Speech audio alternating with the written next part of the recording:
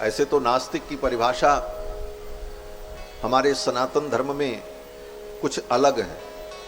प्रसंग आ गया इसलिए मैं कहता हूं, जो प्रबुद्ध लोग बैठे हैं उनके लिए उपयोगी है। नास्तिक का मतलब क्या? जो ईश्वर को न माने, वो भगवान को न माने, वो नास्तिक। तो ईश्वर को, भगवान को तो इस्लाम भी मानता है,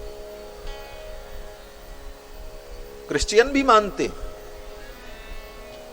तो क्या आप उनको परम आस्तिक मान करके अपने समान स्वीकार कर पाएंगे? कदापि नहीं।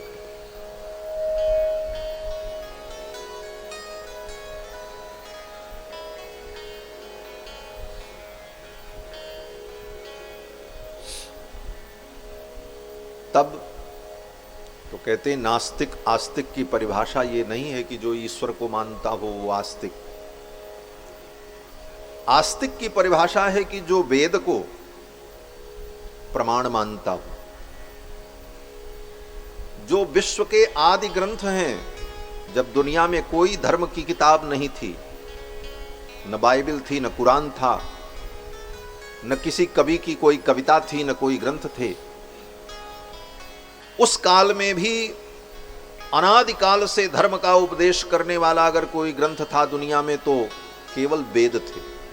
4 वेद, ऋग्वेद, यजुर्वेद, सामवेद, अथर्ववेद। उन चारों वेदों को जो प्रमाण मानता है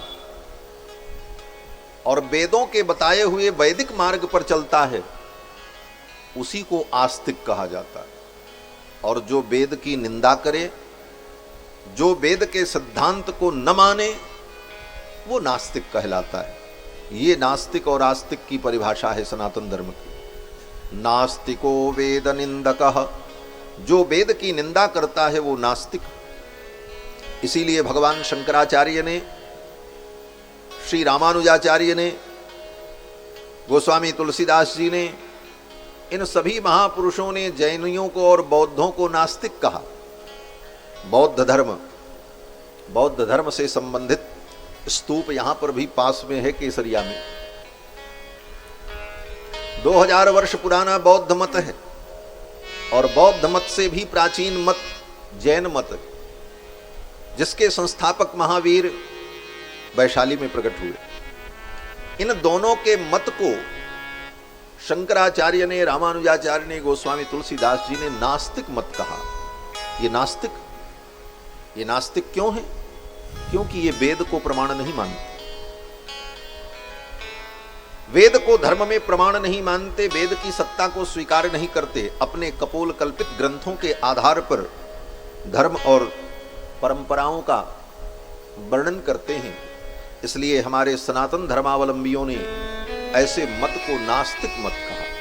तो नास्तिक का मतलब जो वेद को न माने, वैदिक परंपरा को न माने, उसको नास्तिक कहते हैं। अब रही बात ऐसे नास्तिकों की, तो ऐसे नास्तिकों को भी रोटी, कपड़ा, मकान, बेटा बेटी मिलता है कि नहीं मिलता है? मिलता है। तो उनको कहां से मिला, किसने दिया? बोले जो भगवान को मानता ही नहीं उसको भी रोटी कपड़ा मिल रहा है, उसको भी बेटा बेटी मिल रहे हैं, संसार का सुख मिल रहा है। तो वह भी उसके कर्मों का परिणाम है। नास्तिक तो भगवान को मानता भी नहीं, फिर भी नास्तिक को सुख संपत्ति मिल जाती है। इसी बात को गोस्वामी तुलसीदास जी महाराज कहते हैं कि संत समागम हरि कथा तुलसी दुर्लभ दोय, सुतदारा अरु लक्ष्मी पापियों के भी होय। पुत्र, पत्नी, संपत्ति ये तो पापियों को भी मिल जाती है।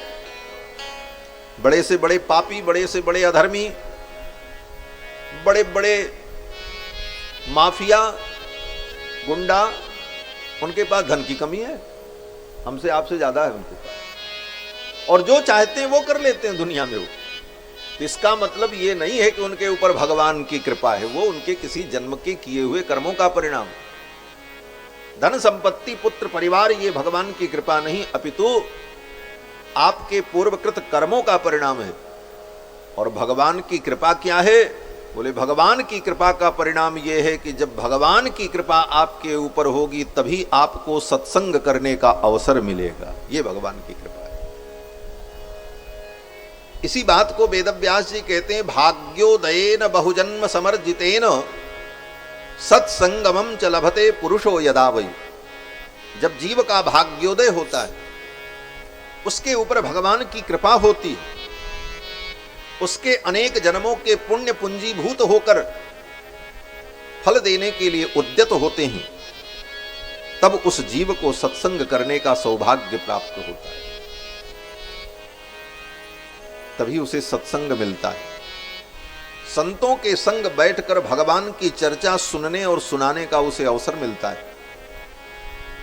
इसी बात को गोस्वामी तुलसीदास जी महाराज कहते हैं कि जब द्रवहि दीन दयालु राघव साधु संगति पाइए। जब भगवान द्रवीभूत होते हैं तो जीव को सत्संग का सौभाग्य प्राप्त होता है। जब द्रवहि दीन दयालु राघव साधु संगति पाइए, जय दरस परस समागमादिक पाप राशि नशाइए। जब भगवान द्रवीभूत होते हैं, कृपा करते हैं, तो जीव को सत्संग का सौभाग्य प्राप्त होता है। और सत्संग में आकर हमें क्या मिलता है? बोले सत्संग में आकर हमें भगवान के स्वरूप का, अपने स्वरूप का और भगवान की बनाई हुई इस माया के स्वरूप का और भगवान के स्वभाव का, जीव के स्वभाव का और भगवान की ये रचित माया का स्वभाव क्या है, इसका स्वभाव और बंधन क्या है, मुक्ति क्या है, इन सारे विषयों का ज्ञान सत्संग में होता है। सत्संग का मतलब यही है जिसमें आकर के हमें अपनी आत्मा के स्वरूप का ज्ञान हो, परमात्मा के स्वरूप का ज्ञान हो, परमात्मा के द्वारा विरचित इस माया में हम बंधन में पड़े, ये माया क्या है, इसके स्वरूप का यथार्थ ज्ञान हो। तत्वेन यच्चिदचिदीश्वर तत्स्वभाव भोगापवर्ग तदुपाय गतिरुदारः। संसार का बंधन, संसारी जीव और इस संसार को बनाने वाले भगवान, इनके यथार्थ स्वरूप का ज्ञान सत्संग में आकर के ही होता है। और तब संसार से वैराग्य होता है और तभी भगवान के चरणों में अनुराग होता है। यही सत्संग का फल है। सत्संग में हम यही सीखने आते हैं। जो ज्ञान हमें कहीं नहीं मिलता, बाकी ज्ञान तो सब जगह मिल जाता है। दुनिया में इंजीनियर बनाने के लिए, डॉक्टर बनाने के लिए, अधिकारी बनाने के लिए बड़े बड़े संस्थान हैं, बड़ी बड़ी व्यवस्थाएं हैं, बड़े बड़े स्कूल हैं, बड़े बड़े कॉलेज हैं। आप इंजीनियर बन जाओ, डॉक्टर बन जाओ, अधिकारी बन जाओ, सारी डिग्रियां देने की व्यवस्थाएं हैं संसार। लेकिन क्या कहीं कोई ऐसी भी व्यवस्था संसार के मनुष्यों ने बनाई जहां जाकर के किसी को मनुष्य बनाने की व्यवस्था होती, सच्चे मायने में वो मानव बन सके, आदमी बन सके?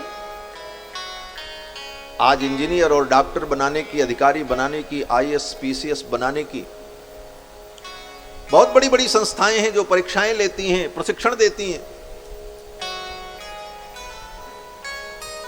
लेकिन एक सच्चा मानव व्यक्ति बन जाए और मनुष्य जीवन में वो मनुष्य बनकर अपनी मानवता को सफल कर ले, इसका निर्माण करने के लिए कोई विद्यालय कहीं नहीं किसी ने खोला। उसी का परिणाम है कि आज इतनी शिक्षा होने के बाद भी समाज में अशांति और उपद्रव है। आज जितने बड़े बड़े अपराध होते हैं, वो अपराध करने वाले लोग कोई गंवार और मूर्ख नहीं है, अशिक्षित अनपढ़ लोग नहीं है। आज बड़े बड़े अपराध करने वाले, अपराध जगत के जो माफिया लोग हैं, वो हाई क्वालिटी की शिक्षा, उच्च शिक्षा, हाई एजुकेशन, उच्च शिक्षा प्राप्त बड़े बड़े इंजीनियर, बड़ी बड़ी कंपनियों में काम करने वाले लोग, बड़ी बड़ी डिग्रियां लेने वाले लोग आज अपराध जगत में अपराध कर, कारण बोले उन्हें संसार का ज्ञान तो कराया गया, दुनिया की सारी कमाई धमाई का धंधा सिखाया गया, लेकिन उनको मानवता नहीं सिखाई गई कि तुम आदमी कैसे बनोगे। उसी का यह परिणाम है कि आधुनिक शिक्षा ने व्यक्ति को सब कुछ तो दिया, लेकिन उसे मानव नहीं बनने दिया। मानव न बना करके एक संवेदनाहीन मशीन बना दिया। अब उस मशीन में सारी क्रियाएं तो हो रही हैं, लेकिन संवेदना नहीं। उस संवेदना का निर्माण हो, यही आध्यात्म सिखाता है। धर्म की शरण में इसीलिए हमको आना पड़ता है कि हम धर्म की शरण में आकर एक सच्चे मानव बन सके, हमारे अंदर मानवता प्रकट हो। यही सत्संग का फल है। इसीलिए सत्संग जीवन में आवश्यक, और ये सत्संग जब भगवान की कृपा होती है तभी जीव को प्राप्त हो।